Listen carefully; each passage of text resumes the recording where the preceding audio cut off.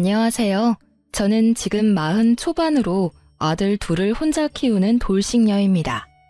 솔직히 지금 이 사연글을 쓰고 있으면서도 제게 일어났던 이혼이라는 과정들이 지금까지도 믿기지가 않습니다. 10년이라는 긴 세월 동안 시대거른을 모신 제가 남편에게 뒤통수 맞는 얼얼한 보답을 받게 되었죠. 같이 제 남편 욕 시원하게 한번 해주실래요? 저와 남편은 각자 알고 지내던 친한 친구의 소개로 만났어요. 친구는 자기의 소꿉친구라며 남편을 소개시켜줬었고 생각보다 말이 잘 통해서 결혼까지 하게 됐었죠. 저는 시간을 자유롭게 누릴 수 있는 프리랜서 작가고 남편은 중소기업에서 일하는 직장인이었어요. 외동아들이었던 남편은 제가 가지고 있던 편견과는 다르게 무척이나 배려심 많고 다정한 성격이었어요. 결혼을 생각한 건 역시나 그 부분에 영향이 컸었죠. 당시 남편과의 결혼에서 신경 쓰이는 점이라고는 아픈 시부와 그런 시부를 직접 모시는 시모뿐이었어요. 시모가 시부를 모시고 있는 집에서는 보통 며느리도 그렇게 해주기를 바라는 마음들이 있잖아요. 본인이 그렇게 하셨으니 그게 당연하다고 여기는 분들도 계시고. 하지만 시모는 부양이라던가 간병을 당연하게 생각하시는 분은 아니었어요. 결혼 후에는 시부의 상태가 더 안 좋아지면서 시모의 부담이 커졌었거든요.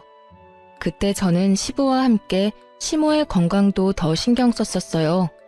솔직히 오랜 병으로 누워 계시는 시부의 간병을 처음부터 하는 건 저에게는 너무 두렵고 힘든 일이었고, 그렇다고 이 모든 상황을 그저 보고만 있기에는 시모의 상황이 너무 안쓰러워 보였던 거죠. 순전히 시모의 힘든 모습에 마음이 쓰여 시작한 일이었어요. 솔직히 저희가 시부 명의의 집을 빌려 쓰고 있기도 했고 애들 둘이 시댁 식구들을 많이 닮아서 시부와 시모 모두 손주들에게 애정이 많이 컸었거든요. 그런 애정을 받고도 그걸 못 본 채 할 수 있는 사람이 세상에 어디 있을까요? 그렇게 매번 시모를 챙기러 자주 시댁에 들르는 저에게 시모는 농담처럼 이런 말을 할 정도였거든요. 우리 재산은 아들이 아니라 며느리한테 물려줘야겠네. 그때는 그저 시부 명의의 집을 빌려 쓰고 있던 저희에게 집 명의를 남편 앞으로 해주겠거니 하고 넘겼었죠. 어머님, 어차피 저한테 주셔도 애들 아빠 거잖아요. 저는 큰 재산 같은 건 바라지 않으니까 앞으로도 지금처럼 만날 때마다 맛있는 음식 먹으러 가요. 그게 저한테는 더 큰 기쁨이거든요. 솔직히 그 말을 고지고대로 믿을 며느리가 어딨나요? 그냥 칭찬하고 싶은 마음에 그렇게 말들을 꺼내는 거죠. 저한테 준다는 말은 아들에게 준다는 거하고 다를 바가 없잖아요. 그런데 그런 아들은 그다지 시댁 상황에 관심이 없다는 게 조금 문제라면 문제였죠. 남편이 나쁘다기보다는 너무 바빴거든요. 통화 연결도 안 될 때가 많았고 그럴 때는 남편의 감시탑 역할을 하던 친구에게 전화를 걸어 말을 전할 때도 있었어요. 저희 둘을 결혼까지 이어준 친구가 남편 회사 근처에서 카페를 운영하고 있었거든요. 너무 급할 때는 친구에게 남편 회사에 있는지 확인해달라고 부탁할 때가 종종 있었죠. 제 뒤통수 강타 사건의 처음은 첫아이가 5살이 되던 해에 일어났어요. 지금도 잊혀지지 않는 가을, 연휴 기간이었죠. 오랜만에 부모님과 함께하는 1박 여행을 계획했었어요. 친정 부모님과 저희 부부, 동생 부부까지. 성인 6, 아이 2을 데리고 가는 여행이었어요. 이미 숙소 예약과 관광지표를 끊어놓은 상태에서 갑자기 이틀 전 남편이 일이 많아져서 피곤한 상태라 가지 못할 것 같다고 미안한 얼굴로 운을 떼더라고요. 솔직히 이번 여행을 무척 기대하고 있었던 터라 남편의 그 말에 실망을 많이 했어요. 그랬더니 남편이 애를 자기가 봐줄 테니 다녀오라고 하더라고요. 처음에는 남편과 함께 가지 않으려고 했지만 동생네가 언니만이라도 오라며 하도 성화라 어쩔 수 없이 가기로 했어요. 애를 데려가라고 했는데 남편이 굳이 놔두고 가라더라고요. 애가 있으면 당신이 너무 힘들 것 같다고요. 그렇게 남편에게 첫째를 맡기고 여행을 다녀오게 됐죠. 그리고 여행 다음 날 오후쯤 집에 돌아왔는데요. 집이 묘하게 깨끗하더라고요. 5살짜리 아들 때문에 항상 어수선한 집이었는데 처음에는 남편이 저 피곤할까봐 정리해준 거라고 생각했어요. 그런데 남편은 집안일에 크게 관심이 없는 남자였거든요. 애 보게 놔뒀더니 잘 보는구나 싶은 흐뭇한 마음으로 들고 갔던 짐을 정리하기 위해 안방으로 들어왔죠. 그런데 제 화장품 사이에 딱 하나 샘플 앰플이 있더라고요. 처음에는 남편 건가 싶어서 들어 올렸는데 그 브랜드는 여성 전용 제품이었거든요. 게다가 지성 피부인 남편이 절대로 쓰지 않을 화장품이었기에 저는 설마 하며 남편의 외도를 처음으로 생각하게 됐어요. 그런데 아무리 봐도 남편이 바람을 피우는 느낌은 아닌 거예요. 저와 소원하거나 따로 자주 연락을 하거나 밖에서 전화를 받는 일도 없었고요. 무조건 전화는 있는 자리에서 받았었고 남편의 카드 내역으로도 모텔 같은 곳에 간 내역이 없었으니까요. 제가 섣불리 생각했던 건 아닐까 하는 미안한 마음이 새록새록 떠오를 때 생각지도 못한 곳에서 남편의 외도가 뽀록나게 됐어요. 바로 아들의 입을 통해서요. 마지막 확인이라는 생각으로 아이에게 물었거든요. 아들, 혹시 엄마 여행 가 있는 동안 재밌는 일 없었어? 평소랑 다른 일 같은 거 말이야. 아빠가 맛있는 거 많이 시켜줬어.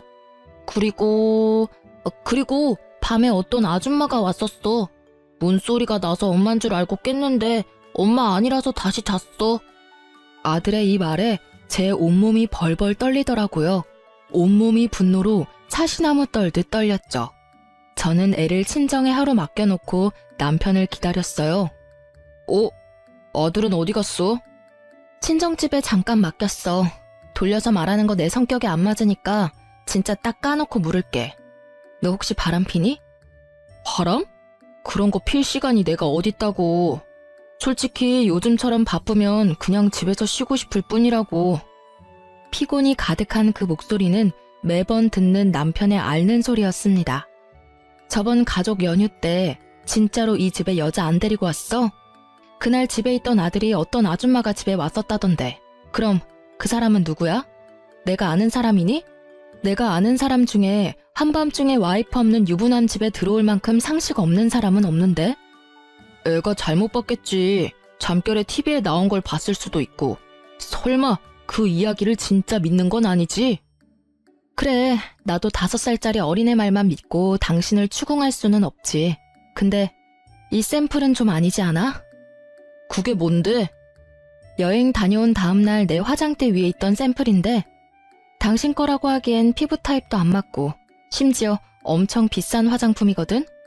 이건 누구 걸까? 내 건 아니고 이 집에 온 사람도 없다고 하고 내가 없는데 안방을 들락날락하며 내 화장대를 자기 마음대로 쓴 여자가 대체 누굴까? 이래도 외도가 아니야? 그건... 그래, 미안해. 정말로 그날 한 번의 일탈이었어. 솔직히 요즘 당신이랑 관계도 예전 같지 않고 정말로 인터넷으로 한 번 만난 사람이야. 나도 그런 일 하면서 마음에 죄책감 가득했어. 당신도 잘 알잖아. 내가 얼마나 당신이랑 애한테 충실한지. 정말 한 번이 맞아? 지속적으로 연락하고 그런 사이 아니야? 절대로 아니야. 정말 단 한 번뿐이었고 당신도 알다시피 나만큼 집, 회사만 아는 남편도 없잖아. 그런 사람이 왜 바람을 핀 건데 당신 나랑 이혼하고 싶었던 거야? 말해봐. 당신이 원하면 내가 이혼해줄게. 여자 만나고 싶으면 이혼하고 만나라고. 여보, 나는 절대로 이혼 안 하고 싶어. 왜 내가 이혼을 해? 나 진짜로 한 번의 일탈뿐이었다니까? 당신 없으면 나 진짜 폐인 된다고. 나 여전히 당신 사랑하고 이 가정을 무너뜨릴 일은 하고 싶지 않아.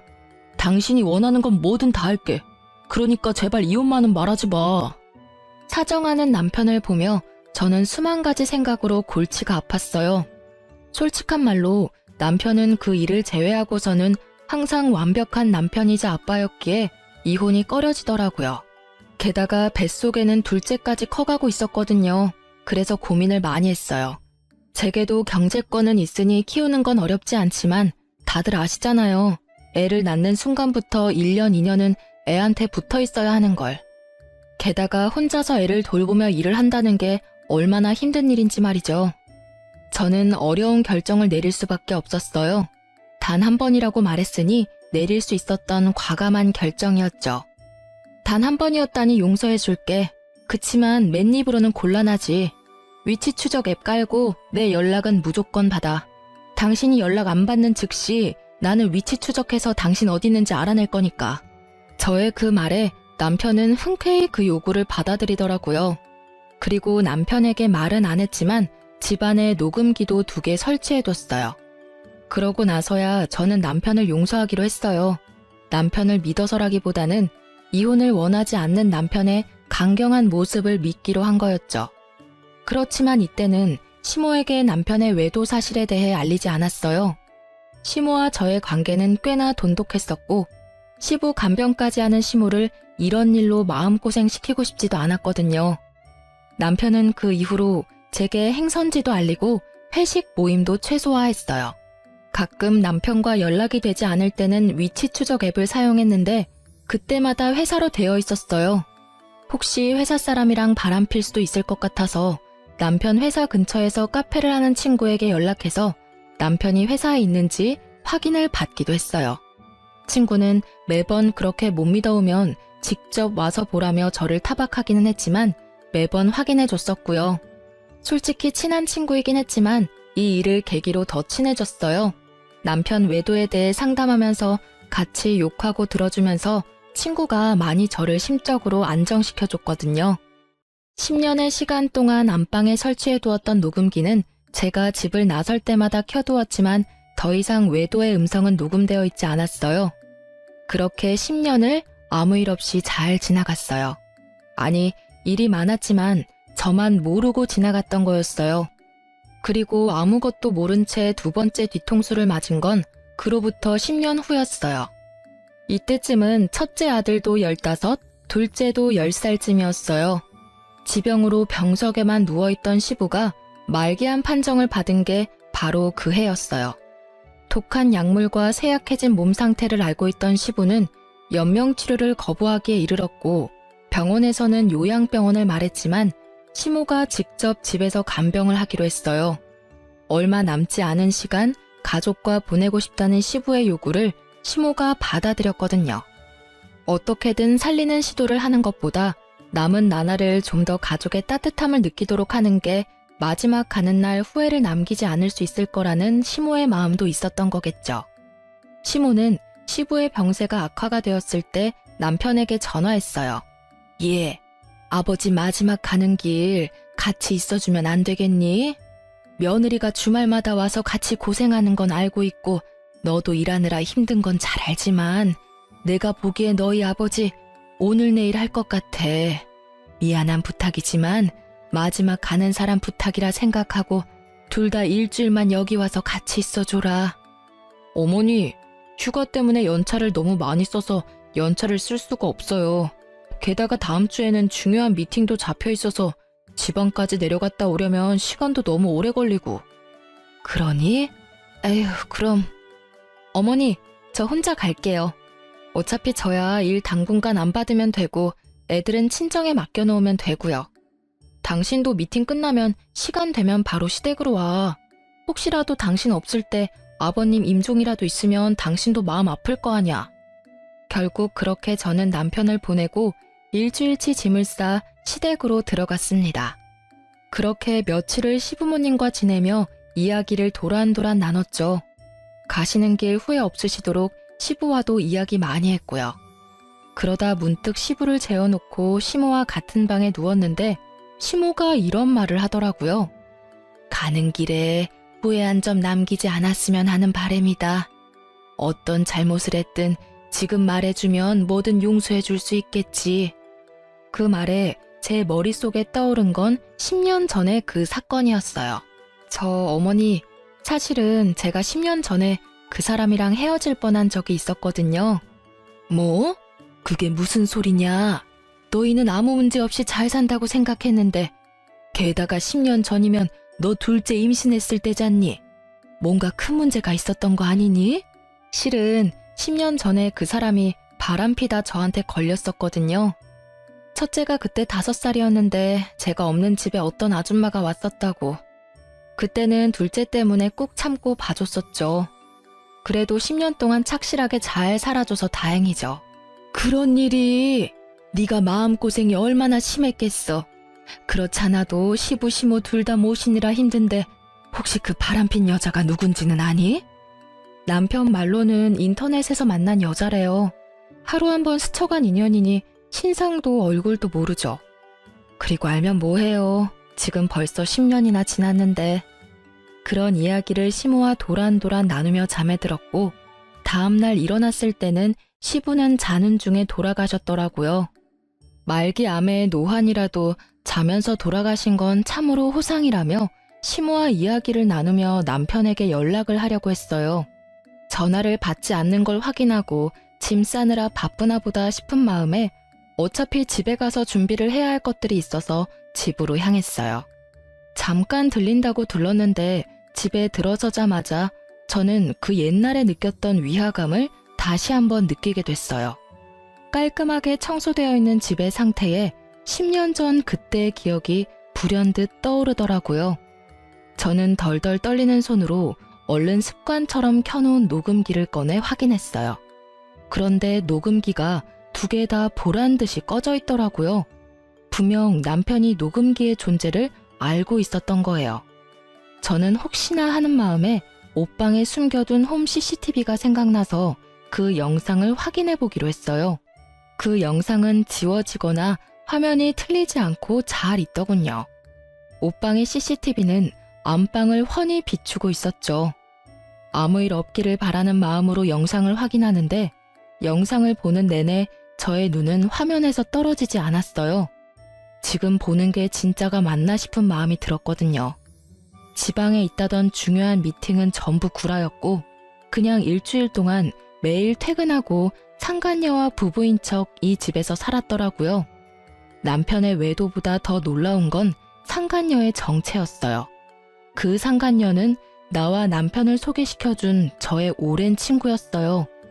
매번 남편이 회사에 있는지 확인하려고 전화를 걸던 남편 회사 옆에서 카페를 운영하던 그 친구가 제 남편과 노닥거리는 모습을 지켜볼 수밖에 없었죠. 아니, 저번에 걸릴 뻔하고도 우리 집에 그렇게 오고 싶었어? 그럼 이렇게 스릴 넘치는 일이 어디 있을까? 어차피 불륜이잖아. 이런 긴장감 넘치는 일 정도는 해줘야 하는 게 당연한 거 아니야? 자기는 모르겠지만 와이프 생각보다 엄청 무서운 거 알지? 10년 전부터 지금까지 어디 나갈 때면 무조건 녹음기 틀어놓고 가. 그것도 2개나. 잘 알지? 그래도 우리가 10년을 넘도록 이렇게 만나고 있다는 걸 눈치조차 못 챘잖아. 뭐 한번 걸릴 뻔하긴 했지만 그래도 여전히 너 안 보이면 나한테 전화하는 거 알아? 내 옆에 있는 줄도 모르고 전화해서는 남편 어딨냐고 징징대는데 얼마나 꼴불견인 줄 알아? 정말 자기가 우리 회사 옆에 카페 오픈한 건 진짜 잘한 일인 것 같아. 만나도 아무도 모르지. 위치 추적 앱 찾아도 카페가 회사와 거의 오차범위 아니니까 들키지도 않고 말이야. 그렇지? 내가 정말 잘한 일인 것 같긴 해. 너 만날 때마다 막 짜릿하다니깐. 우리 아버지 지금 위독하신데 돌아가시면 나 이혼하고 자기랑 결혼할까? 결혼? 뭐 아버지 안 계시면 해도 상관없지. 근데 나 애 낳는 건 질색이거든.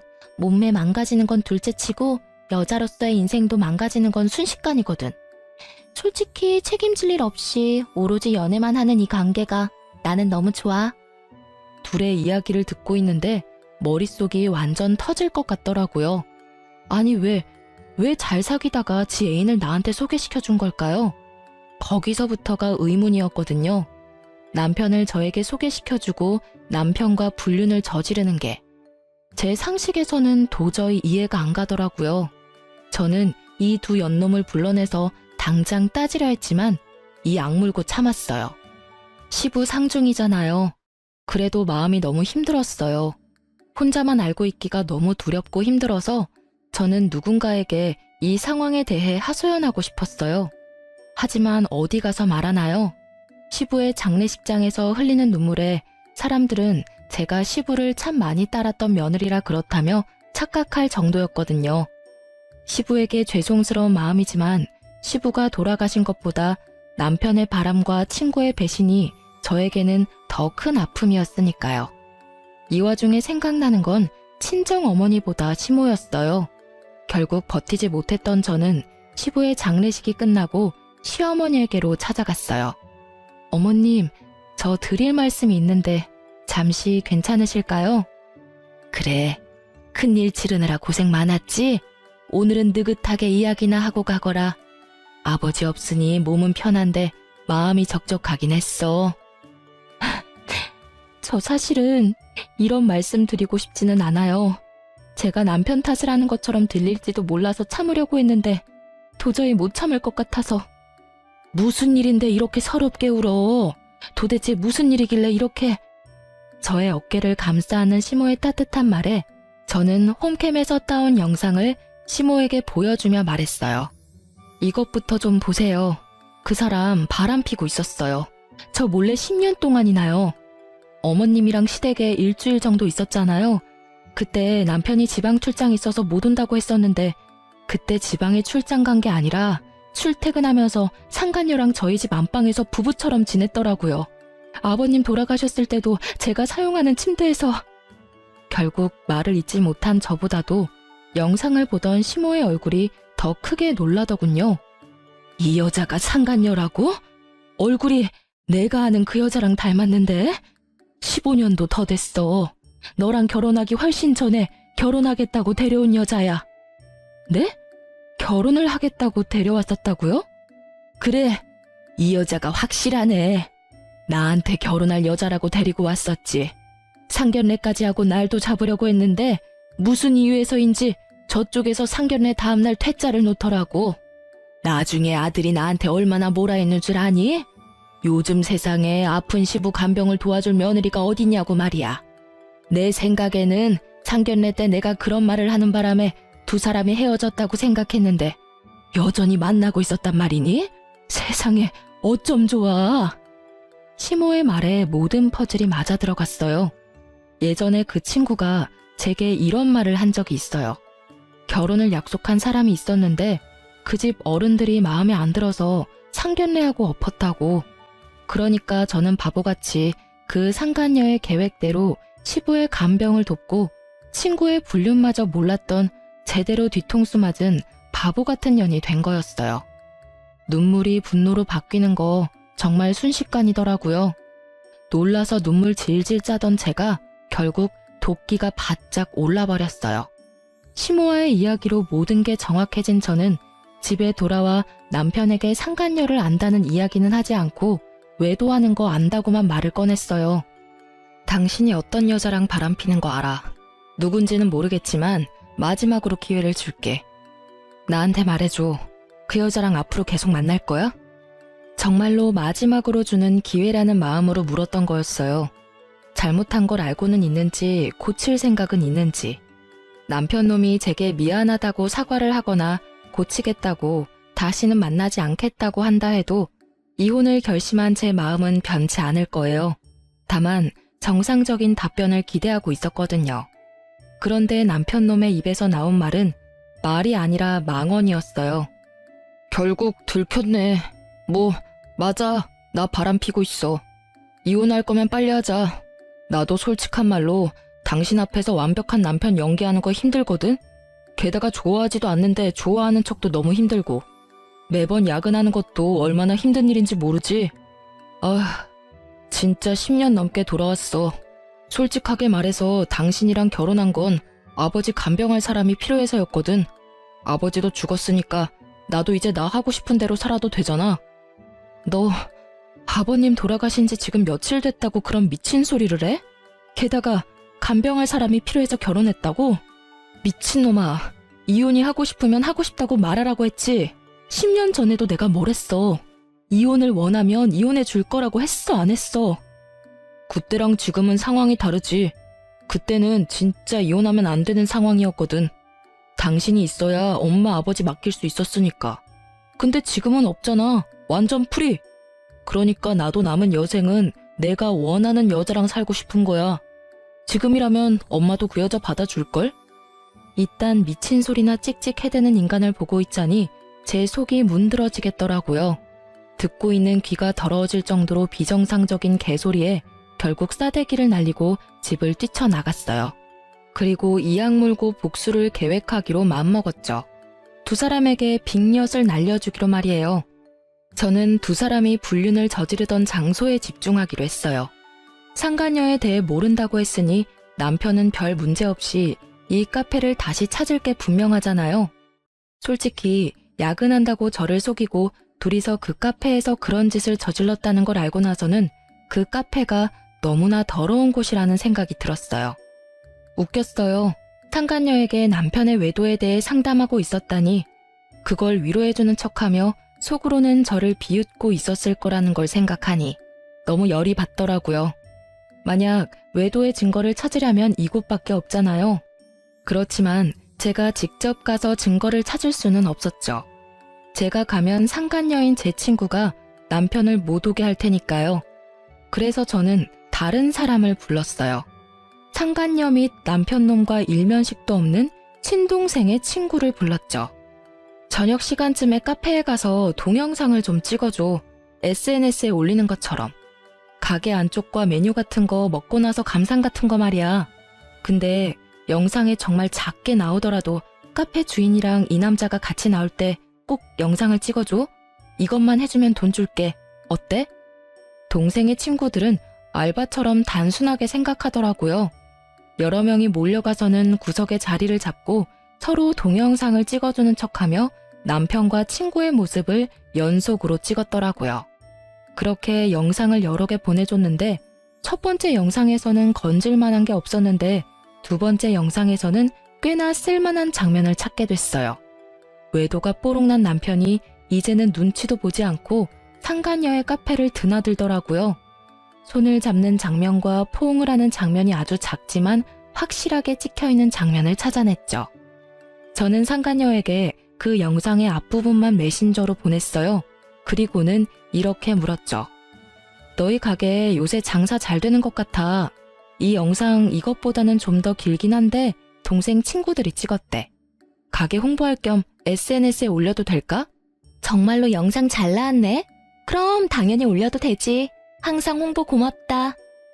올려도 된다는 허락을 받은 저는 그 영상을 총 2군데에 올렸어요.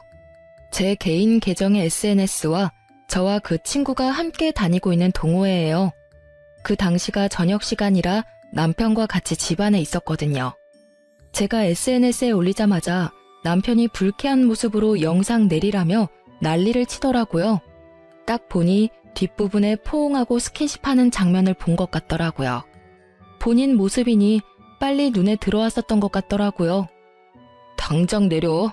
아니, 당신이 가게 사장도 아닌데 이런 걸 왜 올려? 왜냐니?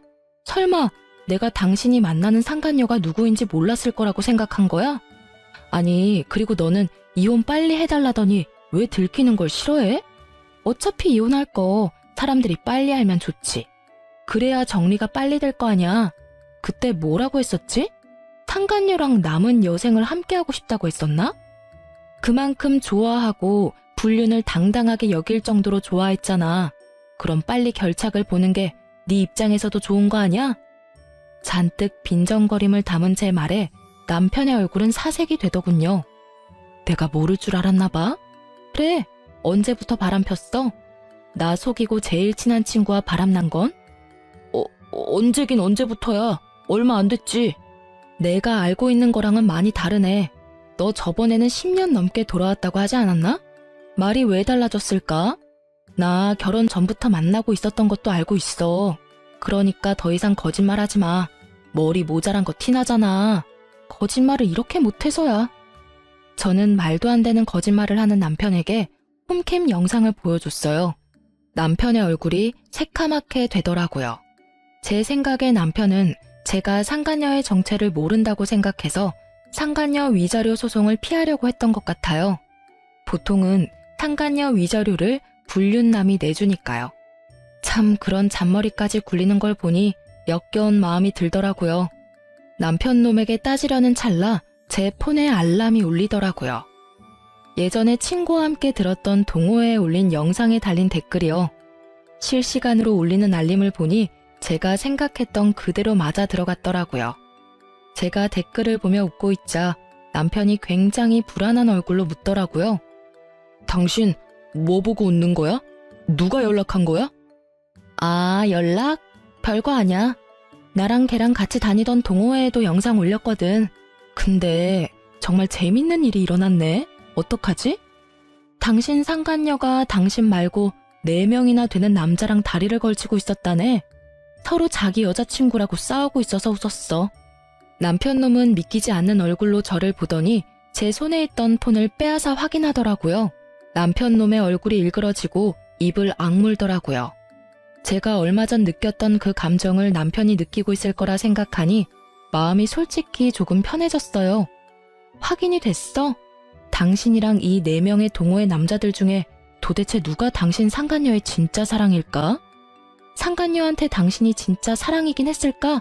그냥 욕망이었을 것 같은데? 남의 떡이 더 커 보여서 건드려 본 것 같은 느낌? 솔직히 아니라고 하기엔 나머지 남자들도 다 괜찮은 사람들이거든. 뭐 어쨌든 간에 이혼을 원한댔지? 당신이 그렇게 원하니까 해줄게. 부디 상간녀가 당신을 뽑아주길 바랄게. 당연히 나겠지. 이런 남자들 만나는 거 한 번도 본 적도 없고 내가 당신이랑 이혼하면 결혼해주겠다고도 했거든? 그래 잘 됐네. 뭐 그쪽은 이제 더 이상 상관없는 일이고 나는 양육권의 친권은 물론 위자료까지 다 받을 거야. 재산 분할도 마찬가지인데다가 상간녀 위자료 소송도 할 거니까 알아서 해. 그렇게 말하는 도중에 제 개인톡으로 연락이 오더라고요. 영상을 본 저와 상간녀의 친구들이요. 모두들 영상 뒤에 봤냐며 너 괜찮냐는 걱정 문자들이었어요. 저는 친구들에게 하나하나 답해줬어요. 10년을 넘게 사귄 열렬한 사랑의 주인공들이라며 상간녀는 불륜을 좋아하는 것 같으니 다들 남편 단속 잘하라고도 말해줬죠. 결국 친구들은 그 카페에 더 이상 가지 않겠다며 화를 냈고 말이죠. 설마 하는 표정으로 짜증을 있는 대로 내는 남편 놈을 놔두고 저는 상간녀의 카페로 향했어요. 웬일이야 이 시간에? 시침이 떼지 마. 너 우리 남편이랑 바람피지? 네가 어떻게 나 몰래 그런 짓을 할 수가 있어? 아, 그거? 너도 이제 알게 됐네? 근데 딱히 내 잘못은 아니잖아. 사랑이 혼자만의 힘으로 되는 것도 아니고. 네 남편이 나를 사랑하고 내가 네 남편을 사랑했으니까 불륜이 성립되는 거지. 그걸 따지고 싶거든. 왜 그 남자가 네가 아니라 날 선택한 건지를 묻는 게 더 빠르지 않을까? 입을 쭉 찢고 싶을 만큼 가증스러운 태도에 저는 이성을 잃을 뻔했어요. 그렇지만 폭력은 이 상황에서 저에게 절대 유리하지 않다는 걸 잘 알고 있으니까요. 그래서 저도 천연덕스러운 표정으로 상간녀에게 말해줬어요. 남편이랑 곧 이혼할 거야. 그리고 알지? 상간녀 소송은 상대방이 유부남인 걸 알고 만났다면 절대로 너한테 불리하다는 거 말이야. 아, 그리고 네 허락받아서 동호회에 올린 동영상 말이야. 나한테 이렇게 많은 연락이 오는지 모르겠네. 벌써 4명이나 되는 남자가 이 영상 뭐냐고 묻는데 넌 그 이유를 알아? 뭐? 미친 거 아니야? 그걸 왜 거기다 올려 이 나쁜 년아. 나쁜 년은 내가 아니라 너지. 어떻게 10년이 넘도록 나를 배신하고 속일 수가 있어? 너 정말 대단하더라. 바보 등신 같은 남편 놈은 네가 진짜 사랑이라고 여기던데.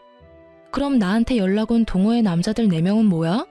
그 사람들한테 내가 친절하게 말해줄게. 네가 누굴 선택할지 궁금하긴 하네. 그렇게 말하는 도중에 상간녀의 폰으로 연락이 미친 듯이 오더라고요. 딱 보니 남편이나 그 4달이 걸친 사람들이겠죠. 자기 폰을 보고 전화를 받지도 못하는 상간녀를 보니 너무나 통쾌해서 웃음이 다 났어요. 왜 연락을 못 받아? 하긴 그 사람들이 다 네 밥줄인데 어떻게 한 사람만 고를 수 있겠어? 그래도 아쉽네. 우리 동창들도 여기 이젠 안 오겠대. 동창들이랑 동호회 사람들 이제 다 안 오면 이 카페 찾아오는 단골 다시 만들어야겠네? 솔직히 그렇잖아. 절친 남편 꼬셔서 불륜까지 하는 너한테 어떤 친구들이 자기 남편 데리고 오겠니? 야, 너 이러는 거 명예훼손이야. 사생활보호법 뭐 그런 거 위반이라고. 너 당장 고소할 거라고. 고소해. 네가 허락해서 올린 거니까 나한테 잘못 없거든. 분해하며 씩씩거리는 상간녀를 놔두고 저는 가게를 나왔어요. 뒤에서 분해서 소리 지르는 상간녀의 모습에 웃음이 슬쩍 나오더라고요. 그날 이후로 저는 남편과 본격적인 이혼 과정에 들어가게 됐어요. 그리고 이혼을 하게 된 것에 미안한 마음으로 시모에게 연락을 했죠. 어머님께는 죄송한 마음뿐이에요. 큰일 치른 지 얼마 되지도 않았는데 다시 마음고생하게 만들어서. 그런데 정말 죄송하지만 10년을 저를 기만하고 그것도 가까운 친구와 불륜을 계속 저지른 남편을 죽을 때까지 도저히 용서하지 못할 것 같아요. 미래가 뻔히 보이는데 계속 질질 끌다간 저만 더 상처 입을 것 같아서 이제 그만하는 게 좋을 것 같아요. 저의 그 말에 시모는 네 마음을 이해한다며 저에게 도리어 미안하다고 했죠. 대신 저는 시모에게 이혼하더라도 시모가 좋아하는 손주는 자주 만나게 해드리겠다고 철석같이 약속을 했어요. 그제야 시모는 조금 밝아진 얼굴이 되더라고요. 그렇게 시모에게도 이야기를 해놓고 저는 조금은 가벼워진 마음으로 이혼 전문 변호사를 만나 상담을 하고 있었어요. 그런데 시모에게서 연락이 왔어요. 급히 할 말이 있으니 시댁으로 오라는 말이었죠. 시댁에 갔더니 망할 남편놈과 변호사, 시모 이렇게 셋이 있더군요. 남편의 얼굴은 푸르죽죽한 것이 아예 죽을 상이었고 변호사분은 난감한 표정으로 눈치만 보고 있었어요. 시모는 무척 초연한 표정이었죠. 이게 무슨 일인가 싶어 저도 일단 말을 아끼며 시모의 앞에 앉았어요. 당신 도대체 무슨 알랑방귀를 꼈길래 아버지가 그런 미친 유언을 남기도록 만든 거야? 와씨, 어디서 곰 같은 거 주워와서 간병질이나 시켰더니 아예 집 전 재산을 다 훔쳐가지고 가네. 곰이 아니라 완전 여우였구만. 너 나 없는 동안 그러려고 아버지 간병하러 갔냐? 다짜고짜 따지는 남편의 말에 저는 어안이 벙벙했죠. 이 멍청한 놈이 나한테 뭘 따지고 있나 싶었거든요. 뭐라 말하려 하는데 시모가 남편 놈의 말을 딱 막더라고요. 넌 조용히 해. 잘한 거 하나도 없는 놈이 입을 놀리긴 어디서 놀려? 그렇지만 엄마, 진짜 말이 안 되는 이야기잖아요. 내가 아들인데 왜 재산을 저 여자한테 주는 건데요? 그렇게 궁금하면 네 아버지 살려서 물어봐. 애꿎은 나한테 성질내지 말고. 그리고 그 상황은 무조건 네 잘못 아니냐? 입이 10개라도 할 말이 없어야 할 놈이 어디서 입을 놀려? 이게 무슨 일이에요? 제 물음에 답한 건 남편 곁에 있던 변호사였어요. 저 고인께서는 돌아가시기 전에 공중 유언을 하셨는데 자신의 임종 때 마지막까지 자신의 곁에 있었던 사람들에게만 고인이 가진 아파트 2채와 상가 건물 3채를 지분 상속하기로 하셨습니다. 그리고 고인께서는 자신의 간병에 진심이었던 며느님께 현재 며느님이 살고 계신 신혼집을 온전히 상속하시겠다고 하셨고요. 그런 게 어딨냐고. 아니, 내가 자식이잖아. 멍청한 놈은 입에 개거품을 물며 그저 자신이 아들이라는 이야기만 수없이 변호사에게 소리쳐댔죠. 너, 이 못난 놈아. 네 아버지는 돌아가시기 직전에 네 놈 바람핀 거 알고 가셨어. 며느리가 그날 말해주지 않았다면 몰랐겠지.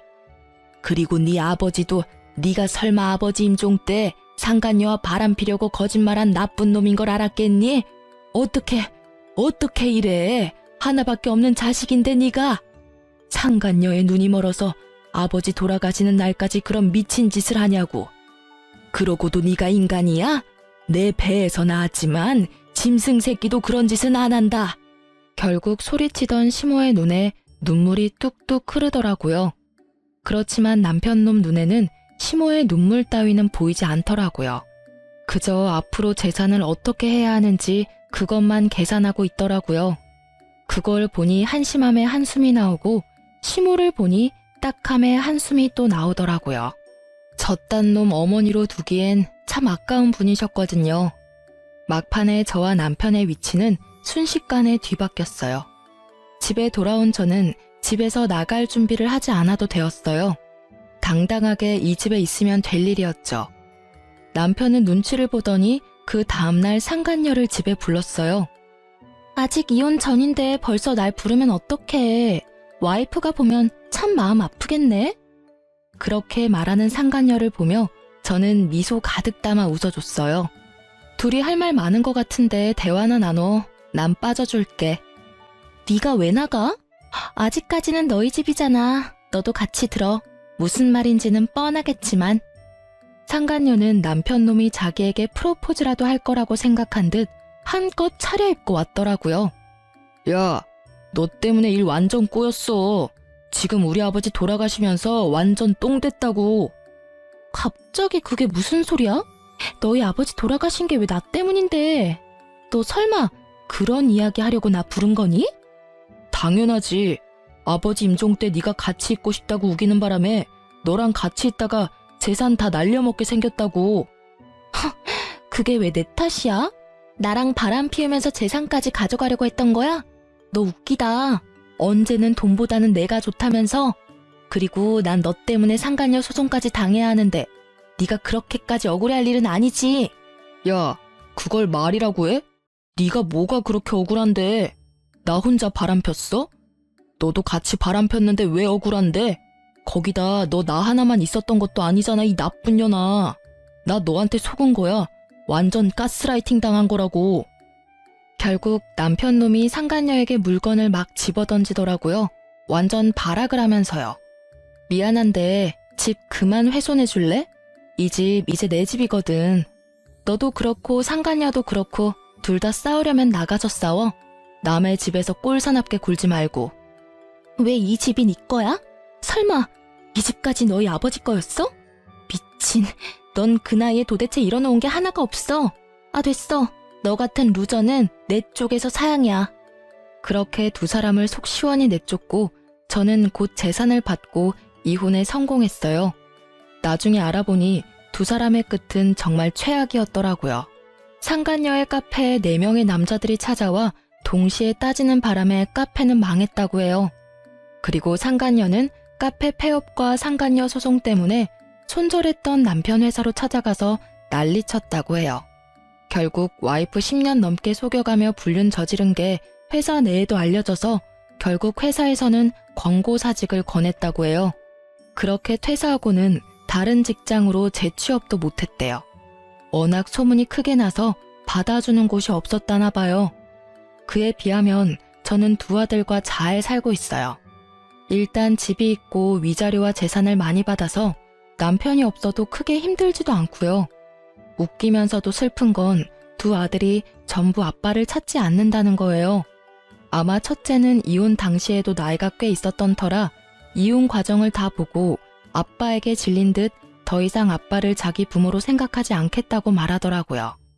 둘째는 이제 곧 중학교에 들어가는데 우연히 근처 아파트 공사 현장에서 막노동하는 아빠를 보기 싫어 마주치고도 못 본 척 뛰어왔다는 말을 제게 하더라고요. 울먹이는 걸 보니 마음이 너무 찢어질 듯 아팠어요. 어떻게 아빠라는 인간 하나 때문에 애들이 이런 아픈 마음을 안고 살아야 하나 싶은 마음에서요.